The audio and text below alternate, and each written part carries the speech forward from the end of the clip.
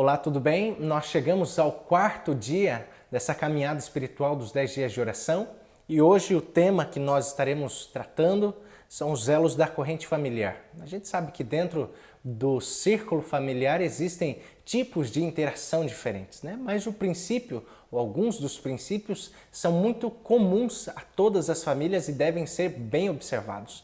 Aqui no livro de Marcos, capítulo 3, versículo 25, a palavra de Deus diz que se uma casa estiver dividida contra si mesma, tal casa não poderá subsistir.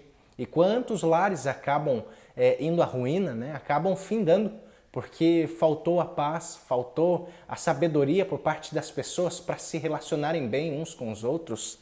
E aqui existem alguns princípios, então, que nós colocaremos diante dos nossos olhos nesse momento. Aqui eu quero aproveitar uma citação do livro Lar Adventista, página 142, que diz que quanto mais perto nós estamos de Cristo, mais perto estaremos também uns dos outros. Ou seja, quanto mais eu aprendo de Cristo, melhor torna-se a minha interação com os meus queridos, com o meu cônjuge ou talvez com os meus filhos. E aqui existe também uma citação interessante que fala com relação às palavras. Palavras são muito fortes, né? Tem a condição de edificar ou de derrubar aquilo que está sendo posto dentro do nosso lar.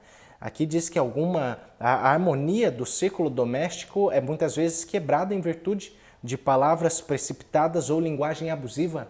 E aqui eu levo você a refletir que tipo de palavras têm sido proferidas dentro do teu lar. Palavras que edificam ou palavras que acabam levando a sua casa à ruína.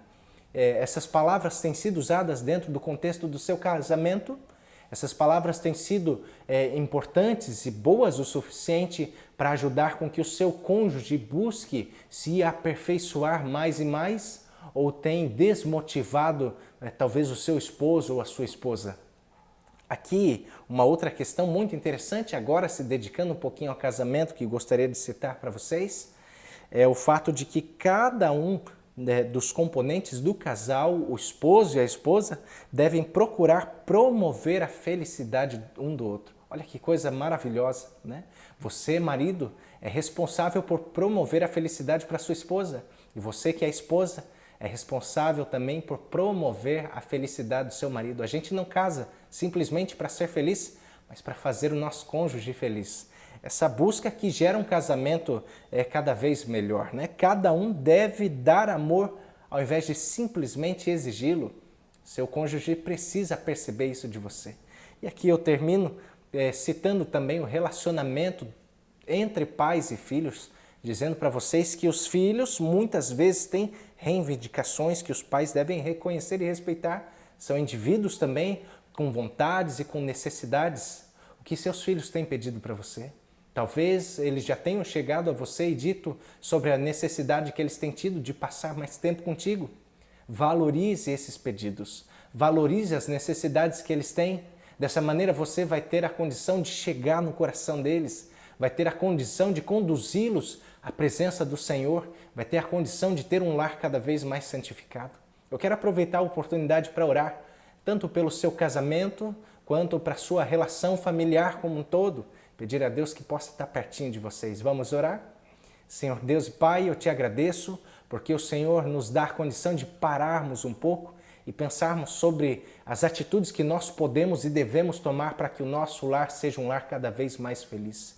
Que os elos de relacionamentos, Pai, que existem dentro da nossa casa possam ser fortalecidos no Senhor. Que possamos aprender cada dia mais sobre como devemos agir dentro da nossa casa, Pai. A exemplo do nosso maravilhoso Senhor Jesus, que transmitia amor, que através das suas atitudes também trazia paz para dentro dos ambientes onde estava.